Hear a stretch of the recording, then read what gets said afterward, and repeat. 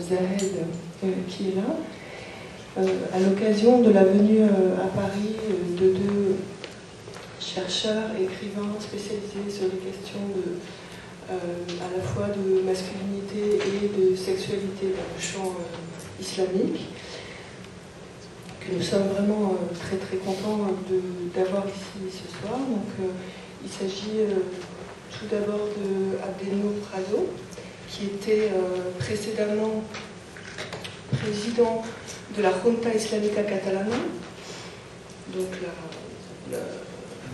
le Conseil islamique catalan, et qui est toujours président du Congrès international du féminisme islamique, et donc qui est actif sur le champ des droits sociaux, des droits civiques des musulmans en Espagne, et qui est très engagé dans des questions de dialogue interreligieux. Il a publié un certain nombre d'ouvrages sur des questions donc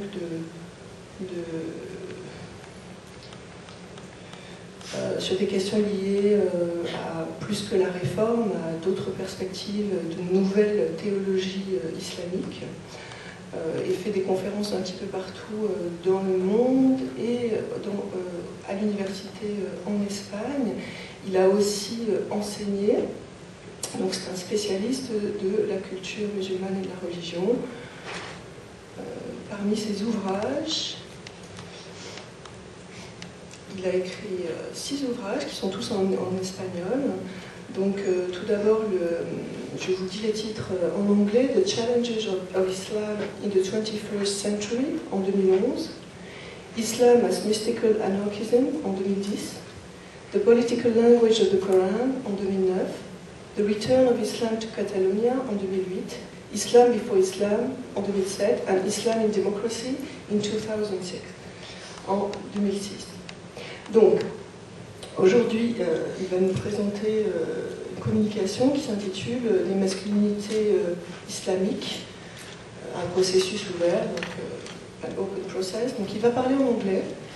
Je ne sais pas quel est le niveau de connaissance de l'anglais des personnes dans la salle, mais ce que je ferai, c'est que je ferai un petit résumé de ses propos, afin de faciliter les débats. Par contre, il comprend et il parle très bien le français, donc vous pourrez lui poser des questions en français. Il en répondra peut-être en anglais, mais voilà.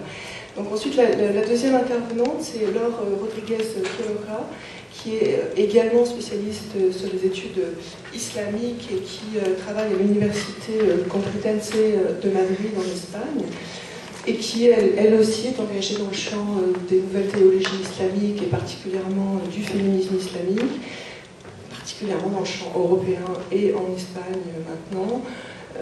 Elle a travaillé longtemps en Amérique du Sud comme travailleuse sociale, elle a beaucoup travaillé sur les droits des femmes, et donc maintenant elle est rattachée à l'Institut des études euro-méditerranéennes de l'Université Complutense de Madrid, où elle est responsable du département sur le Maghreb et le Moyen-Orient. Donc en ce moment, elle est présidente de l'Union des femmes musulmanes en Espagne, et elle est co-directrice du Congrès international du féminisme islamique. Donc elle va nous présenter une communication sur la question du militantisme des lesbiennes musulmanes en Espagne et sur la question des enjeux qui se posent à elle aujourd'hui. Ensuite, on aura une toute petite discussion de leurs interventions, donc elle parlera en français. Une toute petite discussion de leurs interventions, donc de la part de Gianfranco Uccini, qui est là, qui est ater à l'EHESS et qui a fait une thèse sur la question des masculinités au Maroc. Et également, donc, interviendra Ludovic Zahed, qui est donc le président de Calem et qui est doctorant à l'EHESS et qui travaille sur les questions d'engagement LGBT islamique. J'interviendrai également et ensuite on lancera le débat avec les intervenants. Donc je laisse d'abord la parole à Abdeno Prado. Merci Stéphanie. Je suis désolé, je n'ai parlé le français. Je comprends bien le français pour faire la conférence, c'est très difficile pour moi, donc je parlerai en anglais. Bismillahirrahmanirrahim. I will provide in this conference a sample of a much larger investigation research I made about masculinities in Islam. My main objective is to show how Islam has been progressively masculinized, and that implies the imposition of patriarchy as a historical process.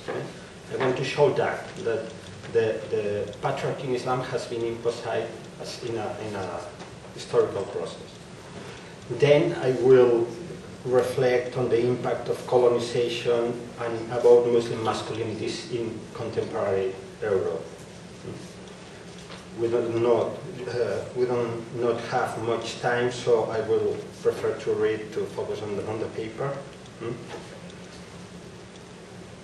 First three. Yes. Vous m'avez pas répondu. C'est important que je résume en français ce qu'il dit ou pas? Oui. Donc, il va travailler sur comment l'islam a petit à petit été masculinisé afin de montrer comment cette question du patriarcat en islam est le résultat d'un processus historique. Et il va notamment aborder la question de la colonisation dans l'élaboration de ce processus historique de masculinisation de l'islam. Je ne sais pas qu'est-ce qui s'est passé, il y a partout là. Pardon.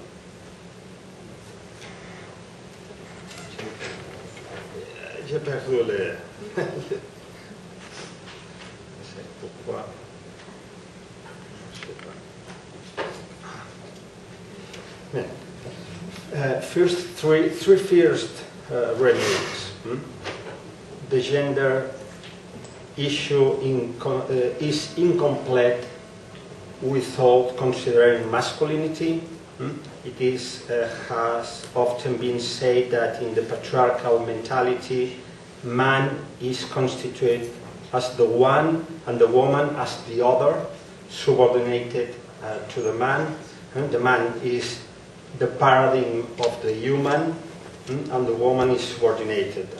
And it is precisely to preserve a certain concept of ideal masculinity that is necessary to seclude women, segregate them in a differentiated mental and social space. But despite this, there are very few studies that render Muslim men visible as gendered subjects and that show that masculinities are part of gender relation in Muslim cultures. Donc la question du genre est incomplète sans l'étude des masculinités. Donc il a bien été montré que pour préserver une certaine idée de ces masculinités islamiques, il y a eu cette imposition de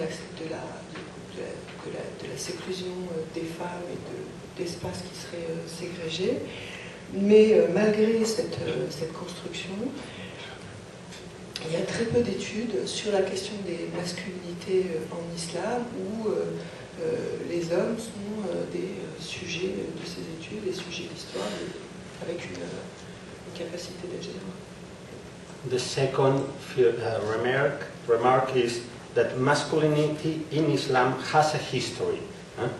There is no a single model of masculinity in Islam, of course.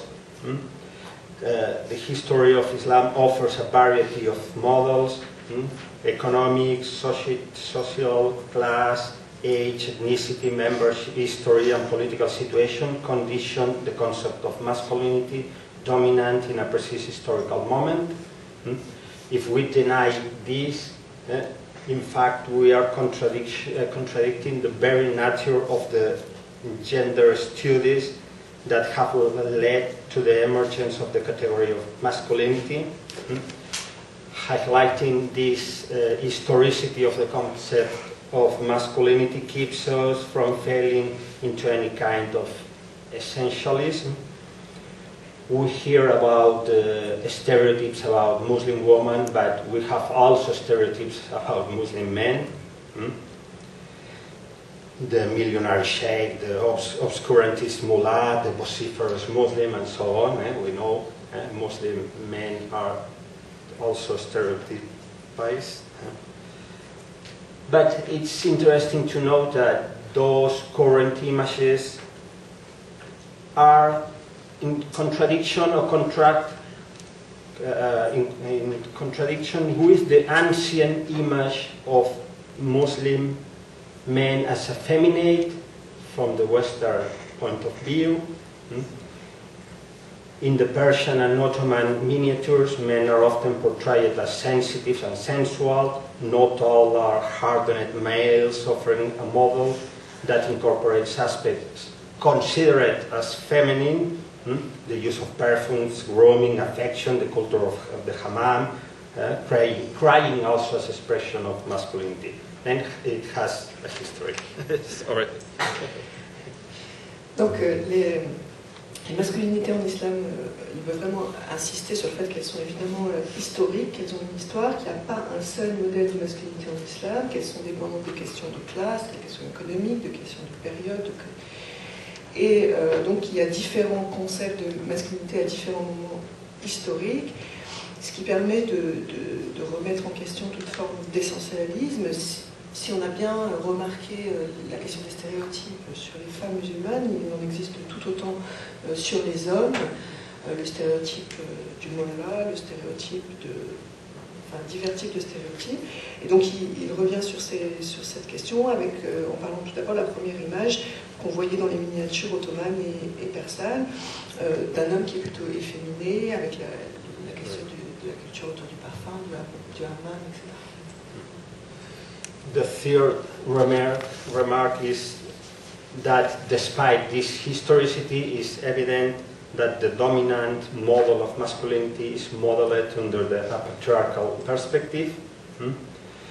And then I want to show how this masculinization of Islam and this imposition of a dominant model of patriarchal masculinity has been the product of an historical process. We are going to see how this masculinization has been presented in different levels, introducing specific nuances to the model of masculinity. This process can be traced in the Sirah or biography of the Prophet, in Quranic interpretation, tafsir, philosophy, in Sufis, sexuality, fiqh, and so on. I'm going to make a little point about all this. Donc on a petit à petit historiquement une masculinisation de l'islam et l'imposition progressive d'un modèle de type patriarcal.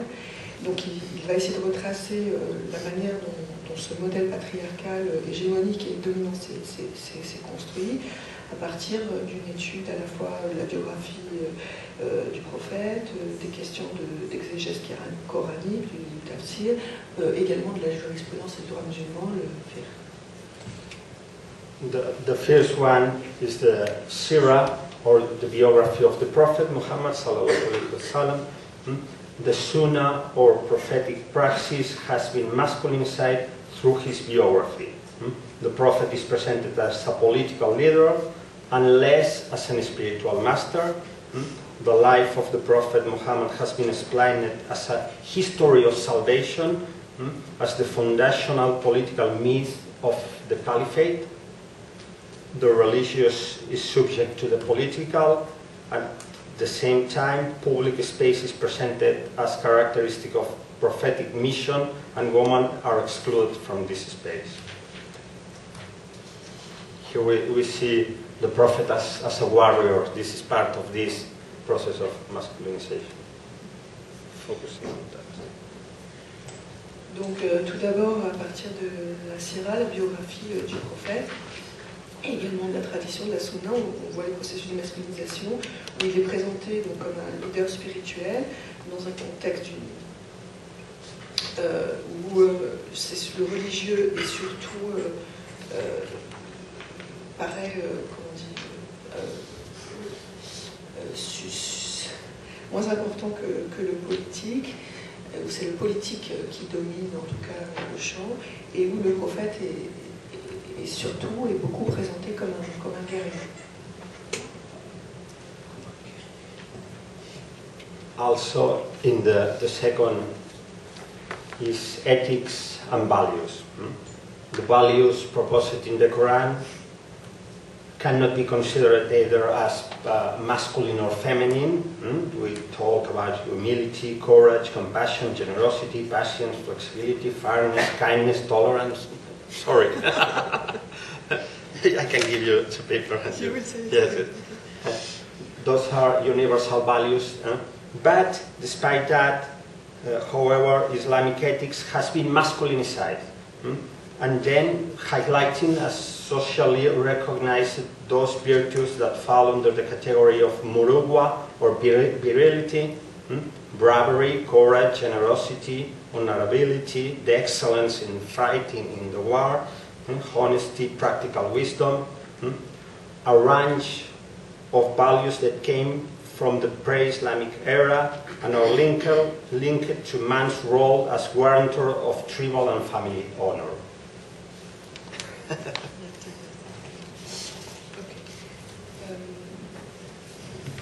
Donc, malgré le fait que les valeurs qui sont dans le Coran ne peuvent pas être considérées ni comme masculines ni comme féminines, quand on pense à l'humilité, le courage, la compassion, la générosité, la patience, la flexibilité, le fait d'être juste, la gentillesse, la tolérance, le savoir, etc. Mais en dépit de cette éthique de l'islam, cette éthique de l'islam a quand même été masculinisée en insistant sur toute une série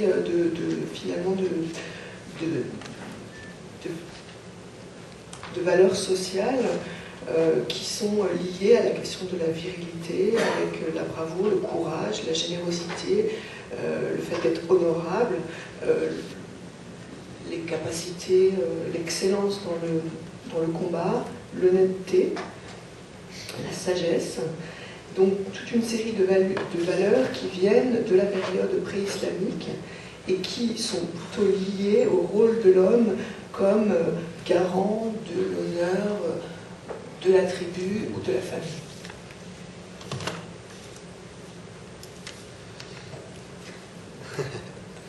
Also sexuality. Here we have the emphasis put on the Prophet's prodigious sexual capacity, as related in some ahadith collected by Ibn Sa'd. One of these supposed ahadith says that the Prophet copulated in one night with all his women, 9 women. No, this is a tale, of course.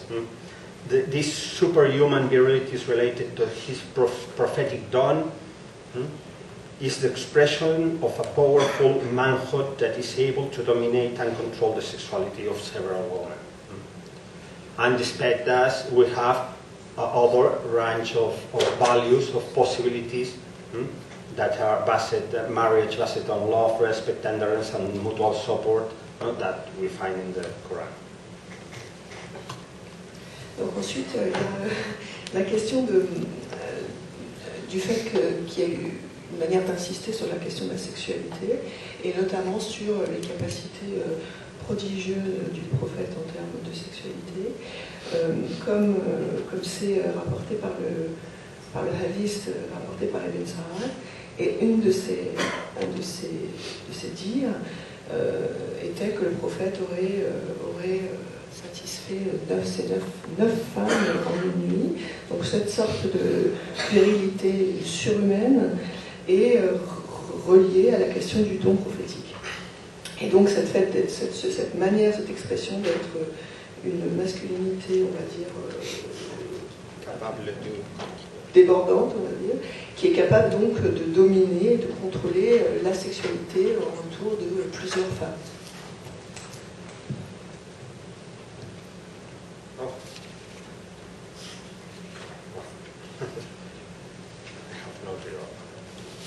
Also in Sufis we see,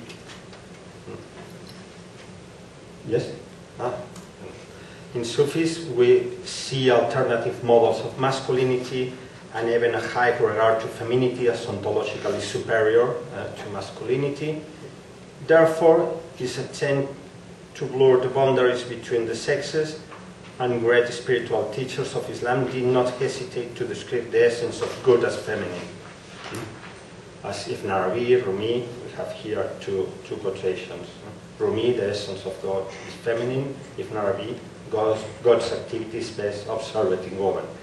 But despite this, we have also the masculinization of Sufis through Turuq or Tariqa Sufi, controlled by sheikhs and by male leaders, and excluding several times women. Also, I can quote here Al-Ghazali and other authors that show that they see the Sufi, the mystic, as a man, and they don't even consider that a woman can have any kind of spirituality.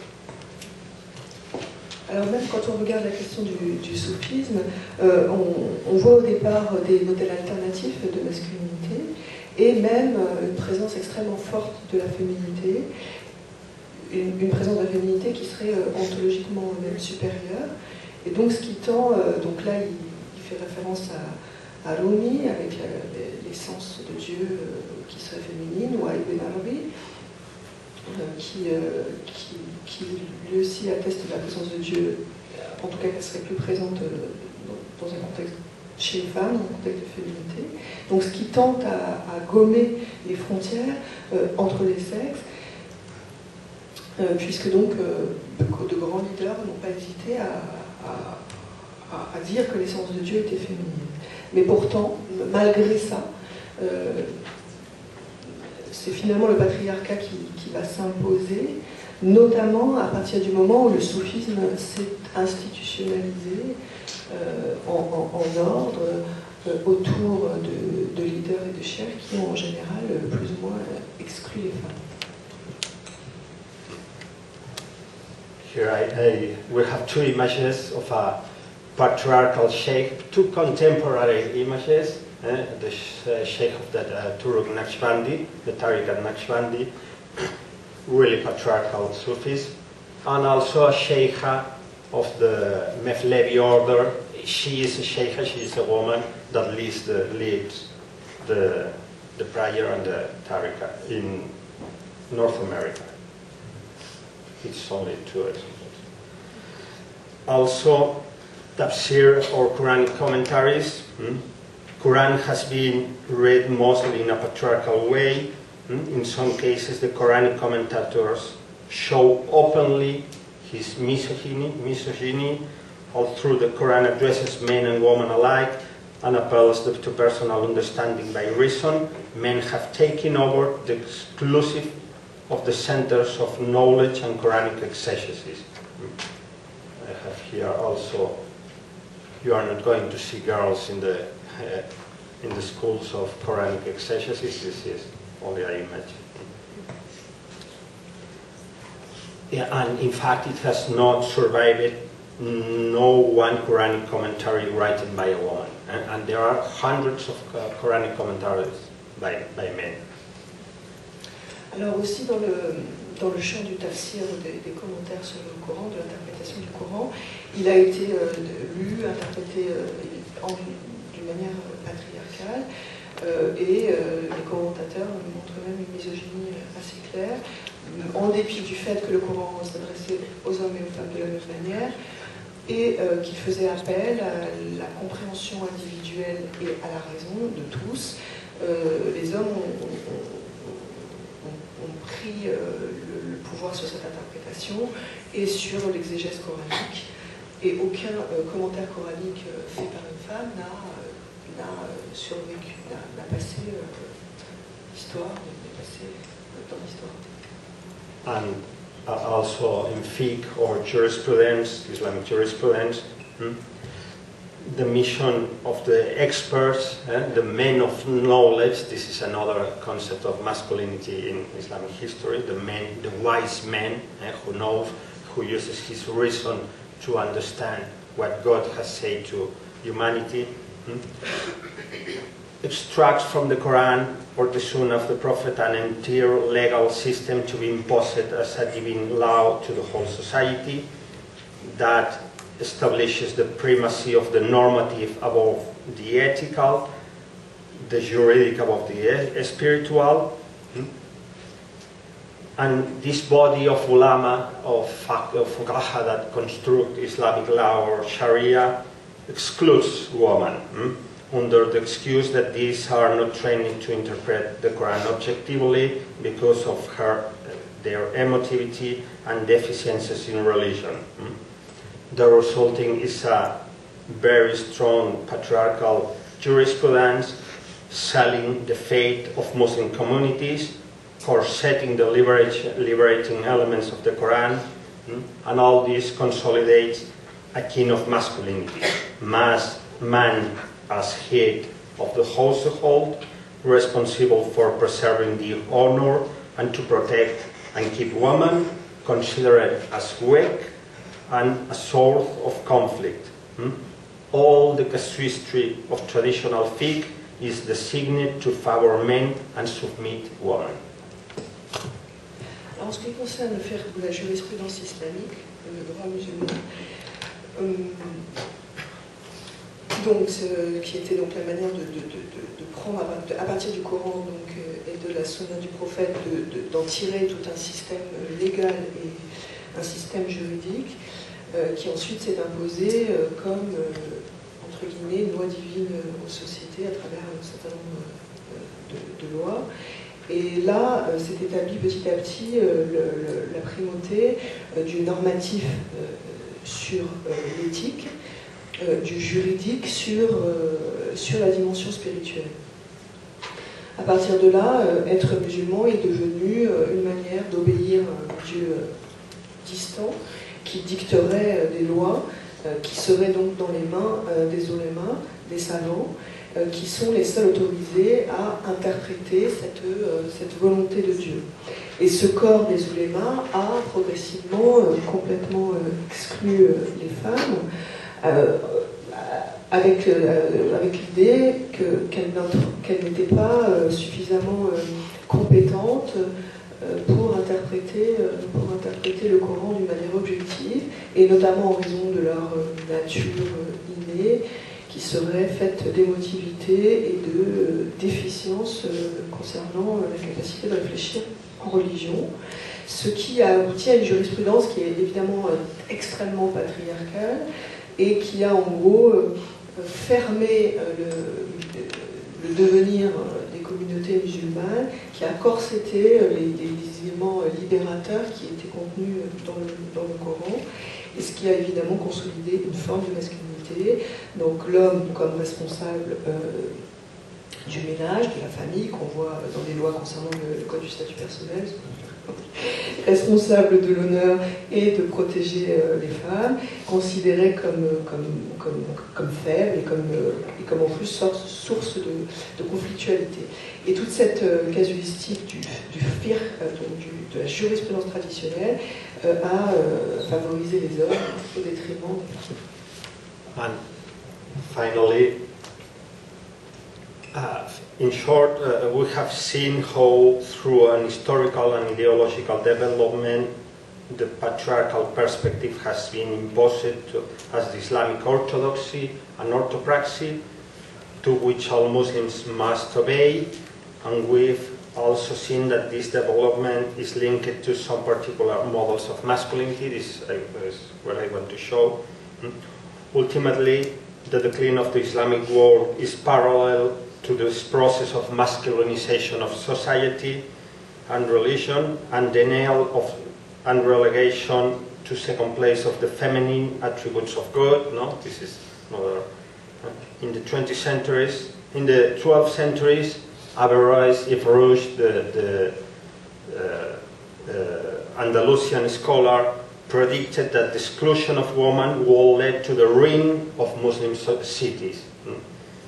This exclusion has come to an unthinkable extreme, converting women themselves in harem, something forbidden and inviolable, which protection and surveillance define men's honor. Donc en bref, on a vu à travers le développement historique et idéologique s'imposer la perspective patriarcale et une orthodoxie et une orthopraxie islamique auxquelles les musulmans seraient censés obéir. Et on a aussi vu que ce développement est lié à des modèles particuliers de masculinité. Et en dernière instance, le déclin du monde islamique semble suivre ou être parallèle à ce processus de masculinisation de la société et de la religion et à la relégation à une place de second rang des femmes et des attributs féminins de Dieu.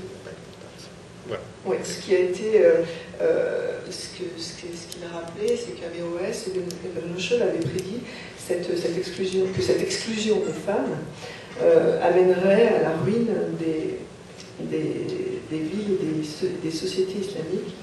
Et cette exclusion est arrivée à un extrême avec la constitution des femmes comme un domaine interdit, inviolable, autour de la notion du harem et du maharim, et aussi de la question de leur honneur défendu par les hommes. Then we can imagine the impact of colonization to this model of Muslim masculinity.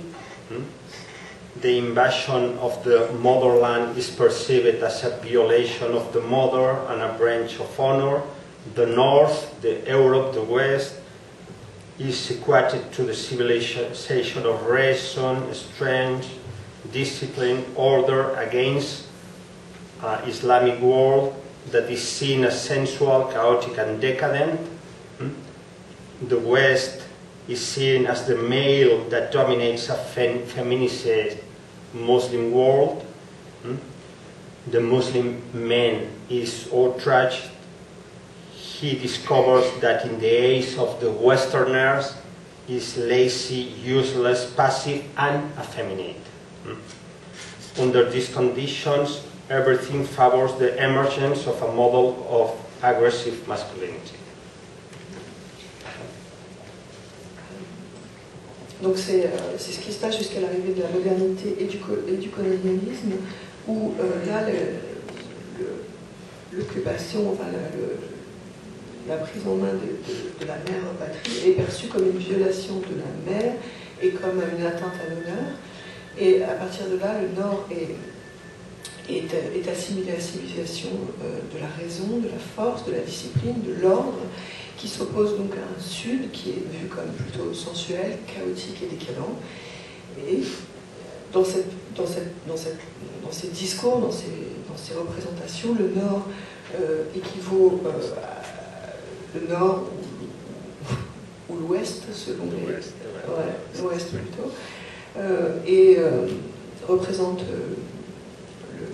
le masculin qui domine un Sud ou un Orient qui serait féminin. À partir de là, l'homme musulman, la masculinité islamique est dévalorisée, et il découvre que dans les yeux des Occidentaux, il est perçu comme à la fois fainéant, inutile, passif et efféminé. Ce qui a favorisé, d'une certaine manière, un modèle de masculinité agressive.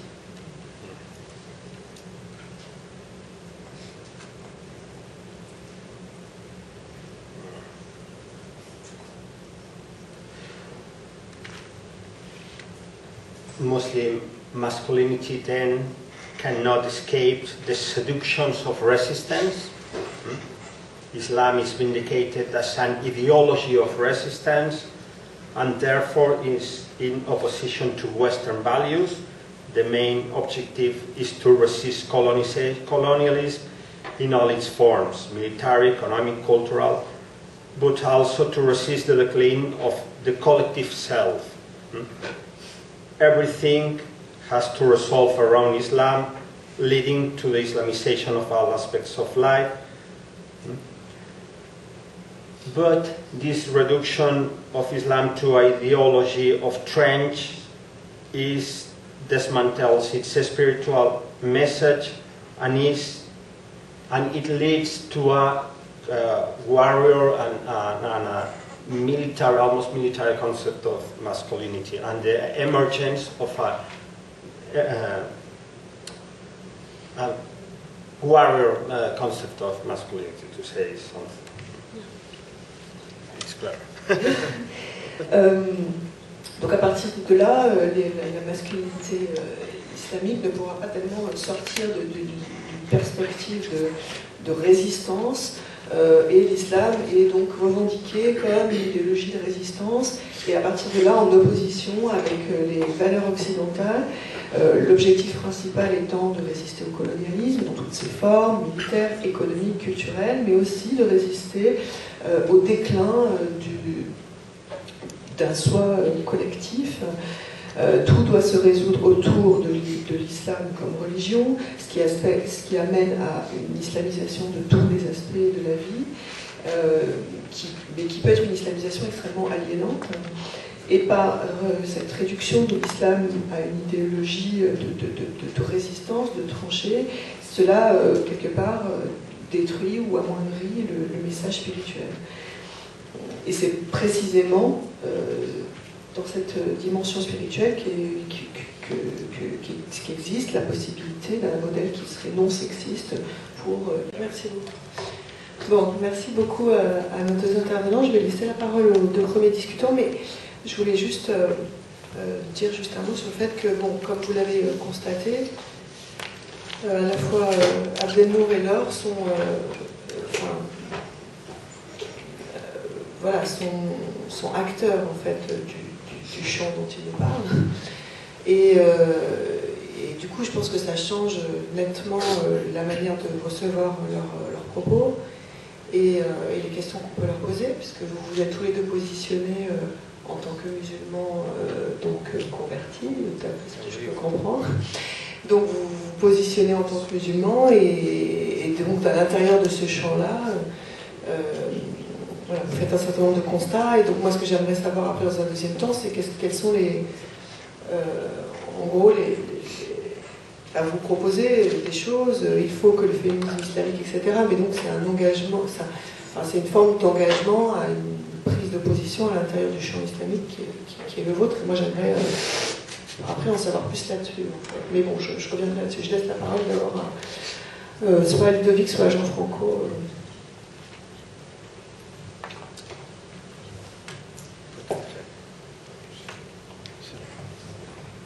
Merci beaucoup pour ces interventions très riches et qui viennent effectivement de l'intérieur. En fait, l'intérieur, extérieur, surtout ce que vous avez exposé, c'était très intéressant. J'avais quelques remarques peut-être sur le premier Prado, sur l'intervention de Prado sur les masculinités. Et je me demandais effectivement si... En fait, j'avais l'impression que dans l'intervention, il y avait peut-être... en fait, je comprends tout à fait la position de partir d'une bonne perspective de féminisme islamique.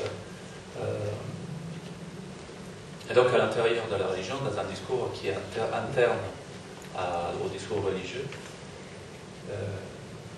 Mais je me demandais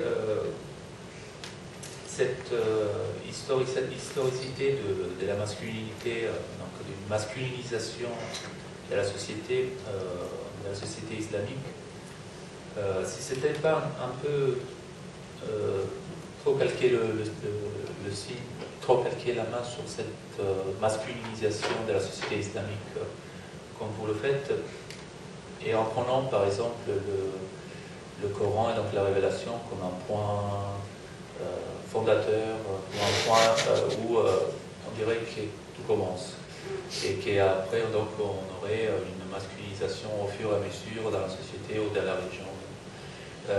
Il y a peut-être, pour résoudre un peu cette impasse, il y a peut-être la difficulté de mélanger un petit peu le discours de la théologie musulmane et les pratiques sociales.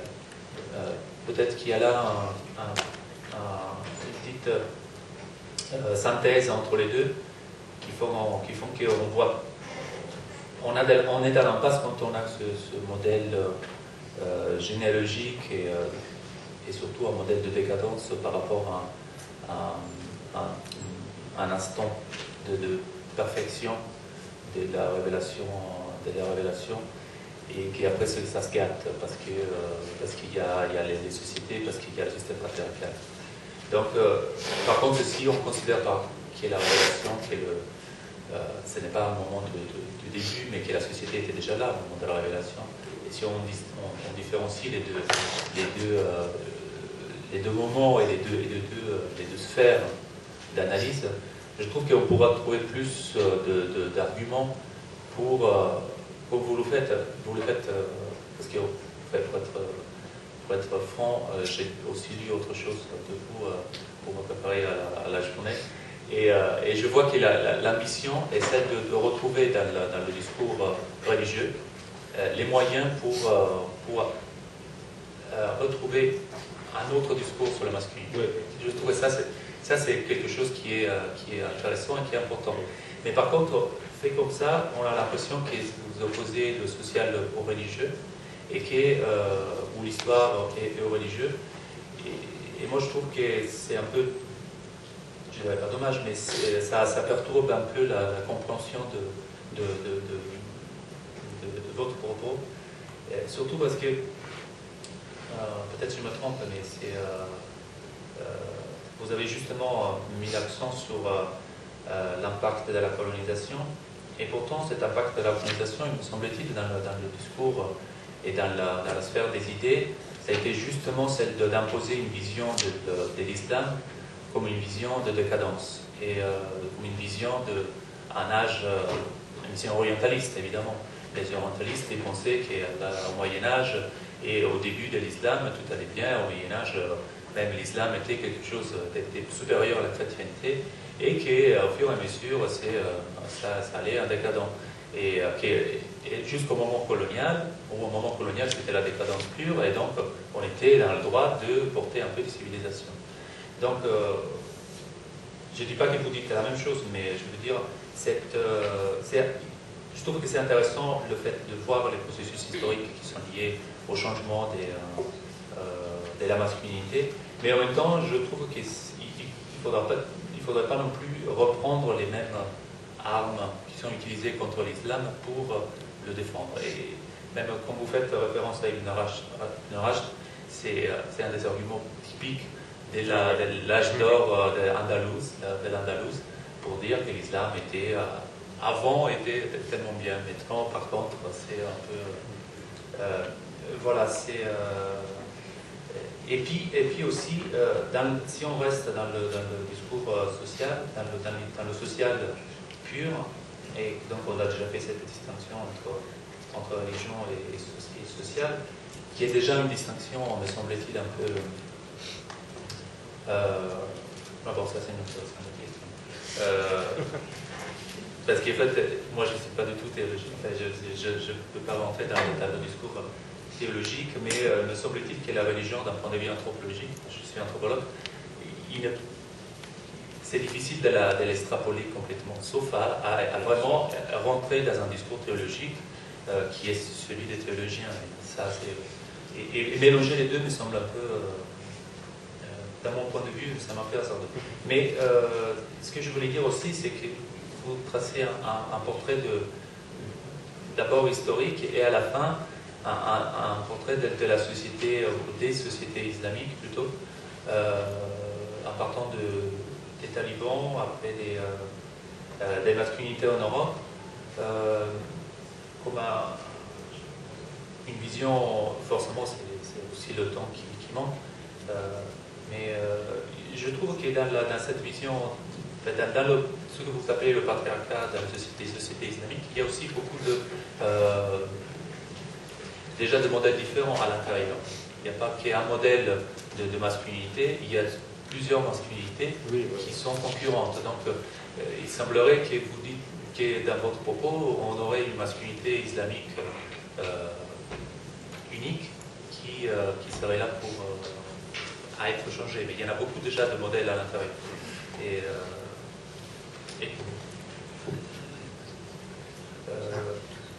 je ne sais pas si je continue. Bonjour. Ouais.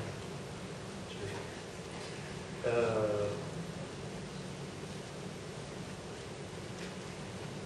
Pour le deuxième papier,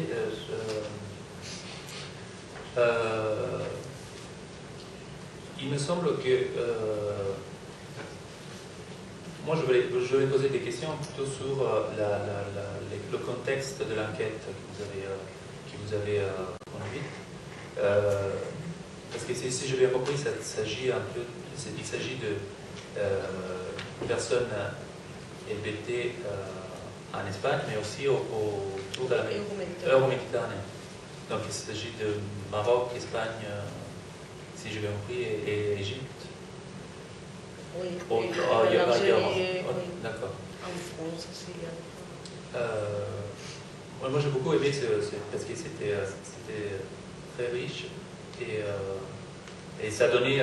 C'est très rare d'avoir des recherches sur le lesbianisme déjà en général et dans un contexte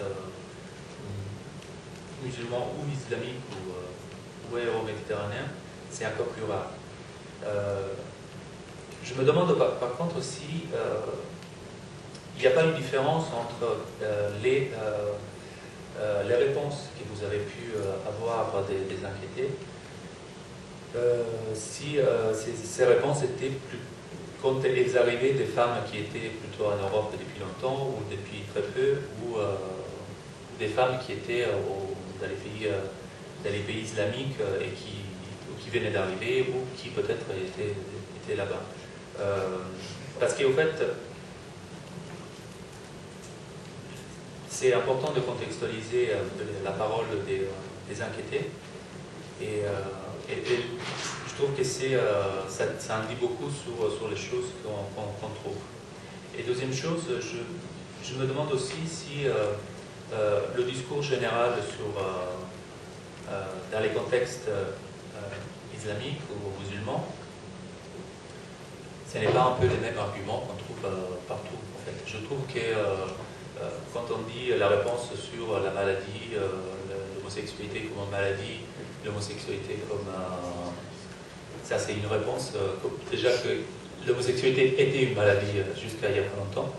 Donc pour l'Organisation mondiale de la santé était considérée comme une maladie. Donc je me demande si c'est pas non plus... Si c'est spécifique, je veux dire ça, spécifique à l'islam ou si c'est juste la reprise d'argumentaires qui sont généraux et je me demande aussi s'il n'y a pas là aussi une considération de, vous avez très bien dit que l'homosexualité est une institution, une identité politique et sociale qui est née en Europe en tant que catégorie. Et je me demande quels sont les effets donc, de passage de ces catégorisations entre le contexte européen et le contexte islamique. Bon, on va juste, merci beaucoup Jean-Franco pour cette mise en perspective. On va juste, Ludovic, si tu veux intervenir assez brièvement, moi je poserai une ou deux questions. On va laisser la parole à la salle qui a des questions, parce qu'on n'a pas un temps infini. Donc moi ça m'a inspiré une réflexion sur l'islam radicalement alternatif et des représentations identitaires qui sont au-delà de la réforme.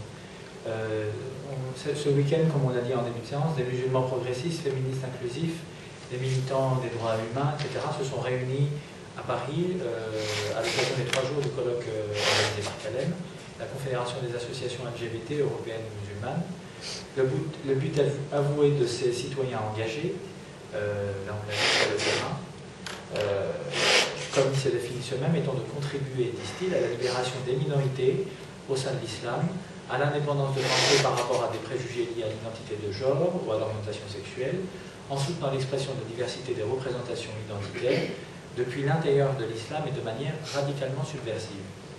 Pour autant, encore trop souvent, les minorités, au sein des minorités au Moyen-Orient, en Afrique du Nord, mais aussi en Europe, finalement, au sein d'États considérés comme laïques, sont pris en otage,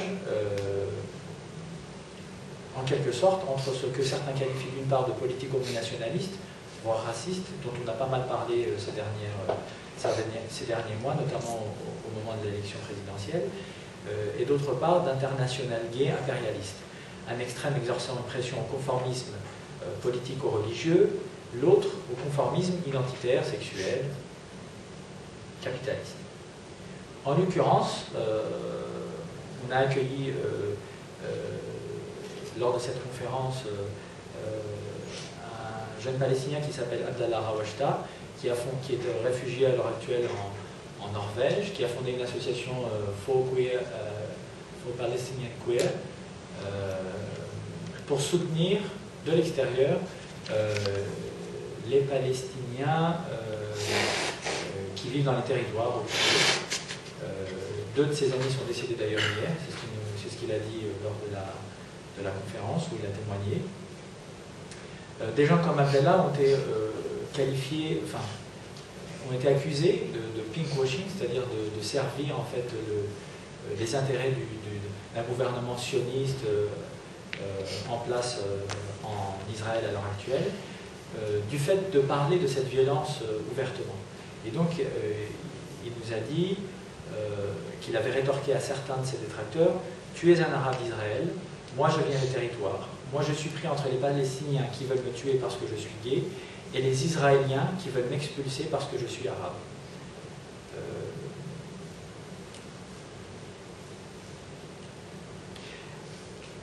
Cet exemple semble illustrer assez bien la dissonance cognitive vécue par des individus pris entre, quelque sorte, entre le marteau et l'enclume, entre différentes situations politiques où finalement les minorités LGBT, comme on les appelle le plus souvent, semblent être d'une façon ou d'une autre les otages de tractations politiques qui semblent leur échapper, qui ne sont pas représentatives, semble-t-il, on pourrait penser, de ce qu'ils voudraient vivre au quotidien. Un autre exemple en France, cette fois-ci avec le collectif citoyen des homosexuels musulmans de France, HM2F, qui aussi semble être pris entre le marteau de l'islamophobie et celui de l'homophobie, se voit d'un côté fortement pressé socialement de ne pas dénoncer les violences directes ou indirectes que certains d'entre eux disent subir au sein de la communauté musulmane, des communautés musulmanes, de leur famille d'origine musulmane, on est d'accord, ce sont des étiquettes, afin de ne pas donner l'image d'une communauté musulmane de France très sensibilisée à l'heure actuelle par la montée d'extrémisme politique de tous bords, alors même que certaines interassociatives parisiennes, en l'occurrence, auraient déclaré en réunion publique: vous êtes musulmans, les musulmans ont un double discours, on ne peut pas vous faire confiance. Craignant vraisemblablement que la culture gay, c'est un terme qui a été utilisé par des gens comme Caroline Forest, par exemple, lors d'une conférence qu'elle a donnée à Marseille,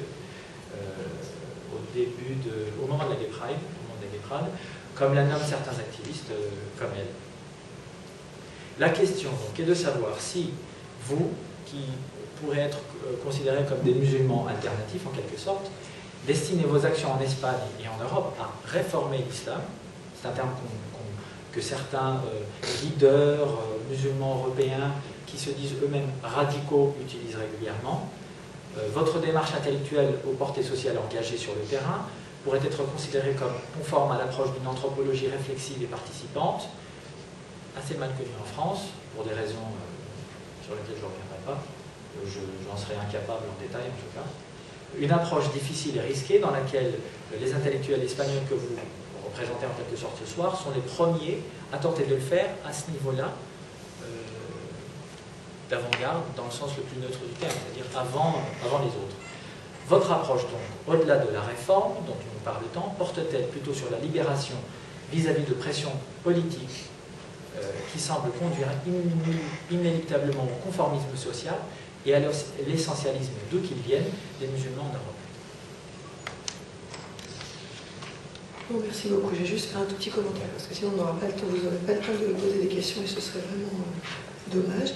Bon, juste pour souligner par rapport à ce que vient de dire Ludovic, effectivement, bon, en gros, on a des communautés qui, à divers endroits, et particulièrement dans le champ européen ou les États-Unis ou autres, seraient prises entre un homonationalisme et des accusations diverses de pinkwashing et aussi l'islamophobie. Donc, mais ceci dit, l'histoire des féminismes, notamment les féminismes dits subalternes, nous ont déjà montré des exemples similaires, ne serait-ce que le black feminism qui était pris dans le même type de contradiction, enfin, dans des contradictions similaires. Donc bon, voilà, c'est quelque chose qui peut être...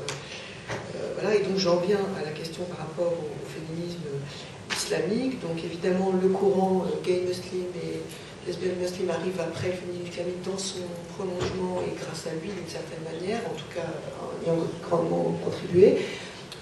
Vous êtes tous les deux des acteurs de ce féminisme islamique en Espagne. Moi j'aimerais savoir aujourd'hui quel est justement au sein du féminisme islamique, depuis quand une partie de ce féminisme a fait ce choix de la défense aussi des questions LGBT, en tout cas les a pris en compte. Qu'est-ce que la Junta islamique a fait ou n'a pas fait ou ne fait pas dans ce champ? Et qu'est-ce que le Congrès international du féminisme islamique fait? Et quel est votre... Non mais pas en détail, mais je veux dire, quel est votre positionnement et quels ont été en gros les clivages qui ont